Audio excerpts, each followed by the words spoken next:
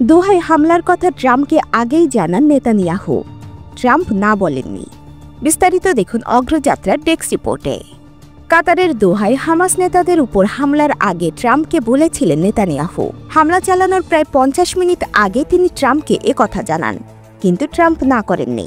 সোমবার 15 সেপ্টেম্বর এক প্রতিবেদনে এমনটা দাবি করা হয়েছে। 7 জন ইসরায়েলি কর্মকর্তা এক্সিওসকে জানিয়েছেন গত মঙ্গলবার দোহায় ক্ষেপণাস্ত্র হামলার আগে হোয়াইট হাউস হামলার কথা জানত। হামলার পর ট্রাম্প বলেছিলেন দোহার হামলার বিষয়ে যুক্তরাষ্ট্রকে অর্থপূর্ণ সতর্কীকরণ দেওয়া হয়নি। তিনি চেষ্টা করেছিলেন, কিন্তু কাতারকে সতর্ক করার সময় পাননি এবং তিনি এই ঘটনায় খুবই অসন্তুষ্ট। রোববার তিনি সাংবাদিকদের আরও বলেন যে ইসরায়েলকে কাতারের সাথে আচরণ করার বিষয়ে খুব সতর্ক থাকতে হবে, কারণ কাতারকে ট্রাম্প মহান মিত্র বলে অভিহিত করেছেন। প্রতিবেদনে প্রত্যক্ষভাবে বিষয়টি অবগত এমন 3 কর্মকর্তার মতে ইসরায়েলি নোটিশের কারণে ট্রাম্প হামলা স্থগিত করার জন্য যথেষ্ট সময় পেয়েছিলেন।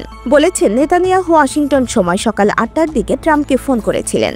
দোহায় বিস্ফোরণের প্রথম খবর আসে প্রায় 50 মিনিট পরে। প্রথমে নেতানিয়াহু এবং ট্রাম্পের মধ্যে রাজনৈতিক স্তরে আলোচনা হয়েছিল এবং পরে সামরিক চ্যানেলের মাধ্যমে, কিন্তু ট্রাম্প না বলেননি, হামলা চালাতে না করেননি। একজন জ্যেষ্ঠ ইসরায়েলি কর্মকর্তা এক্সিওসকে বলেন। আরও বলেন ট্রাম্প যদি এটি বন্ধ করতে চাইতেন তাহলে তিনি তা করতে পারতেন।